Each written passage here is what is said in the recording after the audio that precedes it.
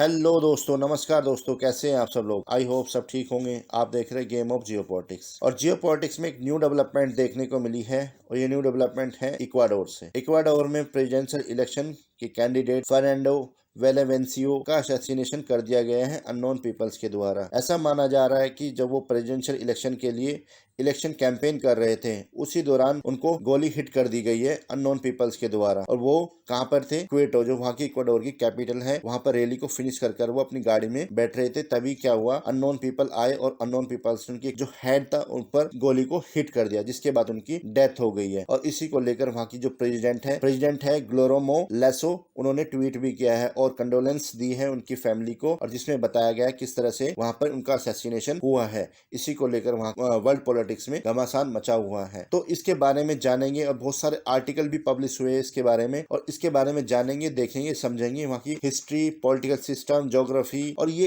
Assassination क्यों हुआ है, इसके पीछे क्या कारण है, इसके बारे में जानेंगे और देखेंगे, समझेंगे। अगर आपने हमारे चैनल को सब्सक्राइब नहीं किया है, प्लीज हमारे चैनल को सब्सक्राइब कीजिए, लाइक कीजिए और हो सके तो शेयर भी कीजिए। ठीक है दोस्तों, इसके बारे में जानते हैं। सबसे पहले हम हिस्ट्री जानते हैं इक्वाडोर की। इक्वाडोर की हिस्ट्री क्या है? तो प्री कॉलोनियल इरा जो Ecuador was the inhabited by various indigenous group including the Valdivia Chorrera. ये दो ग्रुप थे जो क्या करते थे, रूल करते थे। जैसे आपने सुना होगा अमेरिका में रेड इंडियंस होते थे, जो वहां पे इंडिजीनियस ग्रुप था। अमेरिका में जैसे होता था ऐसे ही क्या था, इक्वाडोर में होते थे जो दो ग्रुप थे, वाल्दिविया और कोरेरा। ये दो ग्रुप्स रूल करते थे इक्वाडोर को। फिर 15th सेंचुरी में इनका एम्पायर आया, उसने रूल किया इक्वाडोर को। फिर 16th सेंचुरी में स्पेनिश एक्सप्लोरर आते हैं और फिर वो 16th सेंचुरी में स्पेनिश रूल करते हैं इक्वाडोर पे, और इक्वाडोर बन जाता है वॉइस रॉयल्टी ऑफ पेरू, जो पार्ट बन जाता है वॉइस रॉयल्टी ऑफ पेरू का। फिर इसके बाद में 18th सेंचुरी में इंडिपेंडेंस मिलती है इक्वाडोर को स्पेन से। तो वहां से फिर वो बन जाता है ग्रेन कॉलोनियन कोलंबिया का पार्ट बन जाता है। और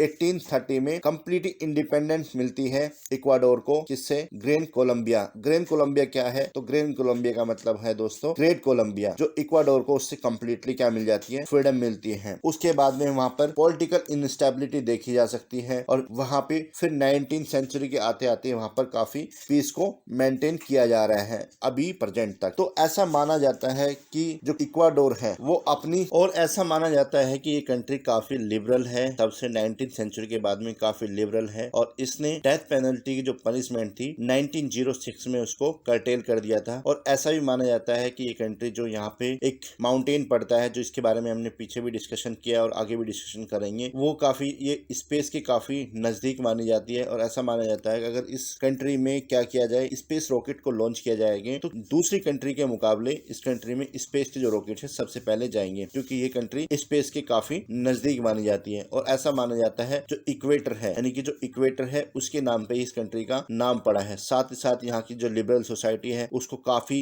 अच्छा माना जाता है। और यहाँ के लोग जो होते हैं इको फ्रेंडली होते हैं, नेचर से लवर करने वाले होते हैं, क्योंकि यहाँ पे इक्वाडोर की जो गवर्नमेंट है उसके द्वारा राइट टू नेचर का भी जो लॉ है वो पास किया गया था। और काफी हद तक ये लोग लिबरल होते हैं और उनके ट्रेडिशन में ही क्या होता है, नेचुरल लेवल माने जाते हैं। तो इसलिए कहा जाता है कि ये लोग काफी अच्छे होते हैं। अब बात करते हैं यहाँ की पॉलिटिकल ज्योग्राफिकल हिस्ट्री के ज्योग्राफी के बारे में। तो ज्योग्राफी क्या है? साउथ अफ्रीका, साउथ जो इक्वाडोर है ये साउथ अमेरिका के नॉर्थ वेस्ट रीजन में पड़ता है, और उसके नॉर्थ में कोलंबिया, ईस्ट में पेरू और साउथ में पैसिफिक ओशन, जो वेस्ट में इसके पैसिफिक ओशन पड़ता है। और चिले और इक्वाडोर दो ऐसी कंट्री है जो ब्राजील के साथ में बॉर्डर लैंड शेयर नहीं करती। और लैंडस्केप क्या है इनका? डाइवर्स ज्योग्राफी है, कोस्टल एरिया है, और एंडेन जो माउंटेन रेंज है वो काफी इनकी फेमस है।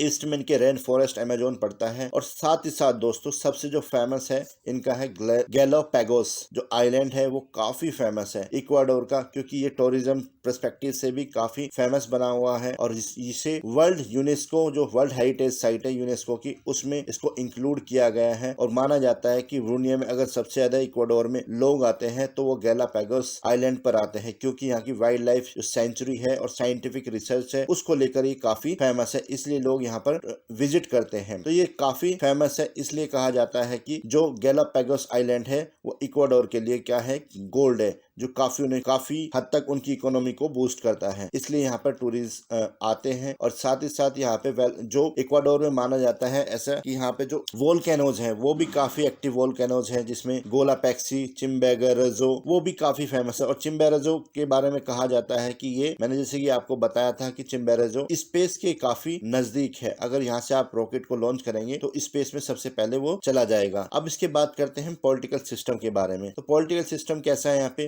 तो यहाँ पे प्रेसिडेंशियल रिपब्लिक सिस्टम है। और जो यहाँ की पार्टी है, दो पार्टी यहाँ पे मेन पार्टी है। लेफ्ट विंग जो एलेंजे डियाज है वो यहाँ पे मेन पार्टी है लेफ्ट विंग की, और राइट विंग की कैरियो, जिसको रूलिंग पार्टी, अभी कैरियो पार्टी जो है वो रूलिंग पार्टी बनी है हुई है यहाँ पर। ठीक है दोस्तों, अब इसके बाद में बात करते हैं यहाँ पे इस तरह का जो असैसिनेशन हुआ है वो क्यों हुआ है, उसका रीजन क्या है। तो रीजन यहाँ पे माना जाता है कि यहाँ पे मैक्सिकन कार्टेल्स, जो मैक्सिकन कार्टेल है, जो ड्रग्स, कोकीन्स जैसे क्राइम, बड़े बड़े क्राइम करते हैं और करप्शन वगैरह की जो प्रॉब्लम्स होती है वो दिखाई देती है इन्हीं मैक्सिकन कार्टेल के कारण। और जो अभी जिनका जो प्रेसिडेंट कैंडिडेट थे फर्नांडो वेलेंसियो, उनका जो असैसिनेशन हुआ है वो इसी रीजन से हुआ है, क्योंकि दोस्तों ऐसा माना जाता है कि वो एंटी करप्शन प्रेसिडेंट थे, मतलब प्रेसिडेंट कैंडिडेट थे, जो उन्होंने काफी प्रॉमिस किया था इक्वाडोर की जो पीपल से, उनको काफी प्रॉमिस किया था अगर वो रूलिंग पार्टी बनते हैं तो वो क्या करेंगे, मैक्सिकन कार्टेल्स को, कोकेन्स को, ड्रग्स की जो प्रॉब्लम्स है इक्वाडोर में उसको लेकर वो काफी सीरियस थे और उसको वो फिनिश कर देंगे,